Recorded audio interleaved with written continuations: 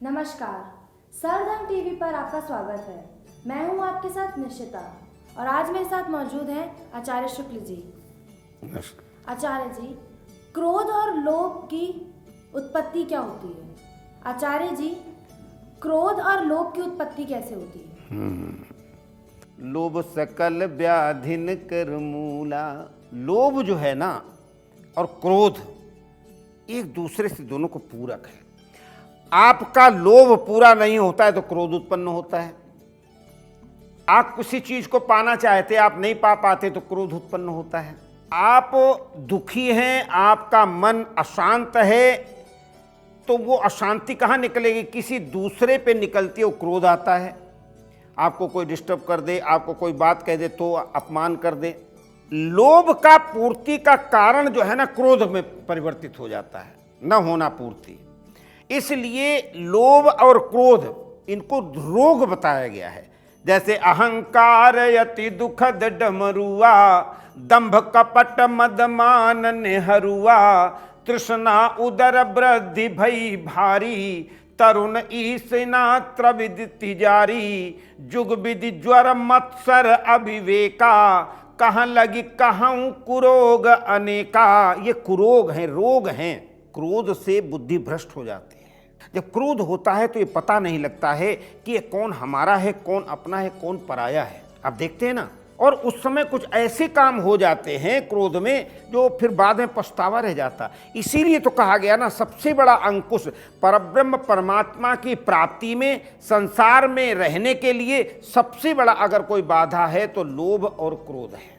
क्योंकि लोभ व्यक्ति के जीवन में तृष्णा पैदा कर देता है, वो स्वार्थ पैदा कर देता है, और जितना लोभ संवरण करते जाओगे उतना जीवन खराब होता जाता है।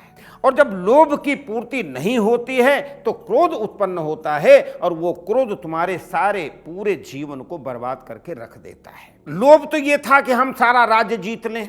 पांडवों का और कौरवों का जब युद्ध चला है, अपना पासे खेल रहे हैं महाभारत में, शकुनी एक तरफ है, सब एक तरफ है, पांडव एक तरफ है, दुर्योधन एक तरफ है। तो वहां तो लोभ था ना, दुर्योधन का भी लोभ था और पांडवों का भी लोभ था। लोभ नहीं पूर्ति हुई तो क्रोध हुआ, और वहां पर पांचाली को, वहां पर द्रुपद सुधा को, वहां पर अपमान झेलना पड़ा। और वो क्या बना? वो युद्ध का कारण बना।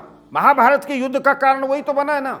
इसलिए जब क्रोध की पूर्ति नहीं होती है तो वो युद्ध का कारण बन जाती है। तो आचार्य जी, क्रोध और लोभ को शांत करने के लिए हमें क्या करना चाहिए?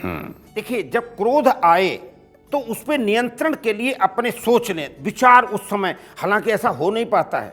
पानी पी लें, थोड़ी देर रुक जाएं, थोड़ी देर मुंह फेर खड़े हो जाएं, क्योंकि सामने वाला आपको उकसा रहा है, और जब उकसाएगा कोई तो आपको क्रोध जरूर आएगा, और जब क्रोध आएगा तो फिर गलत होगा। लोभ की स्थिति यह है कि आपकी इच्छाएं पूर्ति नहीं हो रही हैं। आपको 1000 रुपये चाहिए, नहीं मिल रहा है, तो आपको लोभ है भाई यहां से मिल जाए, यहां से मिल जाए, यहां से मिल जाए। अगर आपको नहीं मिलेगा तो फिर क्रोध आएगा, क्यों नहीं मिल पाया, मेरे अंदर क्या कमी है, और फिर आपको चोरी करेंगे, चकारी करेंगे, डाका डालेंगे, तो वो क्रोध का ही उत्पत्ति हो गई ना। इसको शांत करने के लिए एक ही उपाय है, जब भी लोभ और क्रोध का अटैक हो तो लोभ का तो संसार के विषय में सोचो, प्यारे जरा तो मन में विचारो, और क्या साथ लाए क्या ले चलोगे। दिमाग से विचारो ना। मुट्ठी बांधे आया जगत में, ऐसे हाथ बंधे होते हैं ना मुट्ठियां, जब बच्चा पैदा होता है और हाथ पसारे जाएगा। जब वो जाता है ना 4 जनों कंधों पे, तो ऐसे हाथ खुले होते हैं। तो क्या लाया क्या ले गया। इसलिए क्रोध और लोभ का संवरण कैसे किया जाए? क्रोध का संवरण करने का मतलब क्रोध को कैसे अंकुश लगाया जाए क्रोध पे, और किस प्रकार से हमें लोभ का संवरण किया जाए। वो 2 ही काम हो सकते हैं।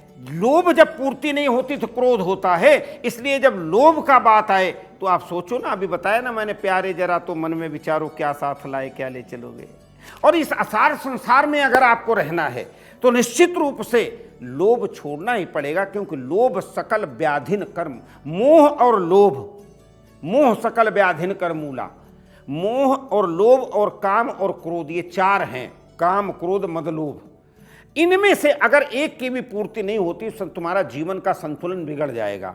इसलिए क्रोध पर अंकुश लगाने के लिए परमात्मा नाम स्मरण हो, पानी पी ले या थोड़ा सोच ले, विचार कर ले। अगर धीरे धीरे जब इसी प्रकार से करते जाएंगे तो उस पर अंकुश लग जाएगा। और अगर लोभ पे अंकुश लग गया तो क्रोध भी नहीं आएगा। ये ध्रुव सत्य है। तो आज आपने देखा कि किस तरह से हम क्रोध और लोभ को शांत कर सकते हैं। आप भी इसे अपने जीवन में लाइए और देखते रहिए हमारे साथ सर्वधर्म टीवी। धन्यवाद, नमस्कार।